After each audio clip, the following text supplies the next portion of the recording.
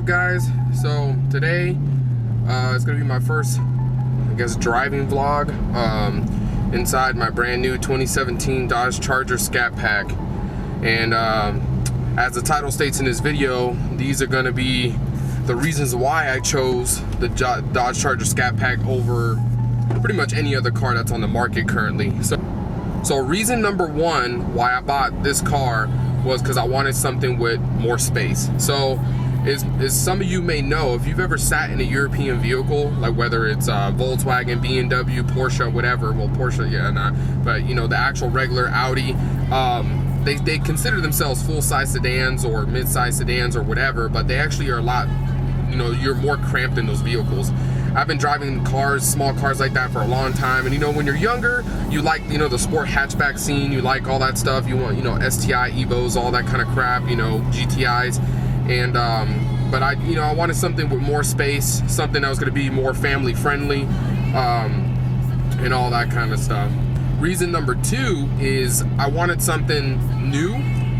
At first I was looking at a used car, but I decided that buying new was probably a better idea. Something with a warranty, something with you know, that had a good like roadside assistance program and stuff, and a few other key features. And since I'm going to be starting my secondary program at school later on this year, I'm going to be really swamped with class and work and YouTube videos and everything else, and I just didn't want to have any issues. Reason number three is I wanted something with more power. If you guys haven't noticed in some of my older videos when I talked about my TDI, that the main reason why I purchased my Jetta was because I was working for the correctional system of Texas. I was a prison guard, and I worked, you know, about 3.5 hours away from where I live. They had housing in those areas, you know, to give us like little apartment complexes that we slept in, but you know, every weekend or every time my weekend shift hit, I would be driving back 3.5 hours. So I needed something that was reliable and something that had, you know, good gas mileage. And of course the TDI was, you know, they're known for that kind of stuff. Now, I mean, the only thing I do is I go to school, which is here locally, and I only work like 2 miles from my house. So when it comes to actual gas mileage, it wasn't too much of an concern anymore.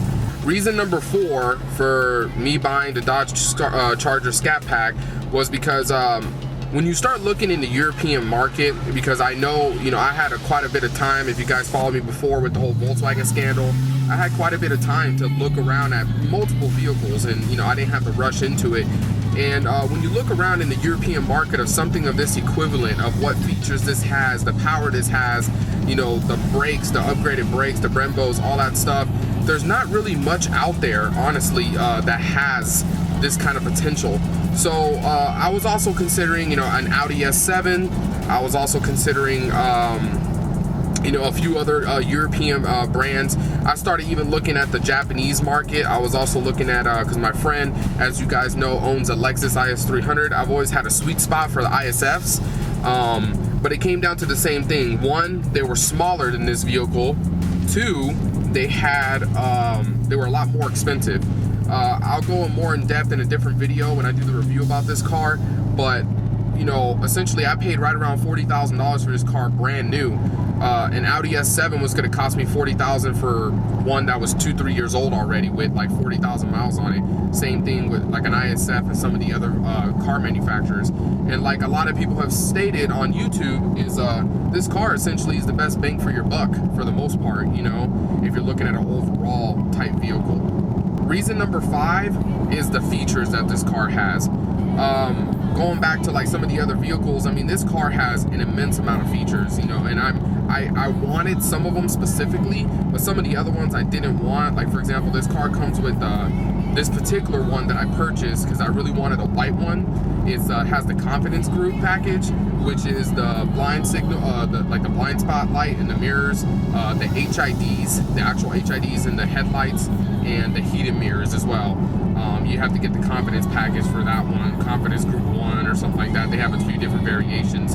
With that being said, it is nice to have them, but I honestly didn't want to pay an extra like $1,000 for it, and that's how much it was on the sticker. But what I really cared about with this was this interior. Having this type of interior, like the suede with the leather on the sides, having the ability to have everything in front of you inside the main entertainment system, remote start, the full LED lighting of the car. A lot of these things played a role, because this is the kind of stuff that I did in my vehicle in the past. You know, I would do LED, you know, HIDs, I would do LEDs like in the turn signals and a few other spots, and basically, you know, this car came with it all, and it's comfortable. That was the other thing. I wanted something very comfortable and that had the features that I wanted, and a lot of these cars like that I was looking at didn't have some of these features, or they had the features just weren't, you know, like the equivalent of the feature was not there. The Uconnect seems very user-friendly. I do like it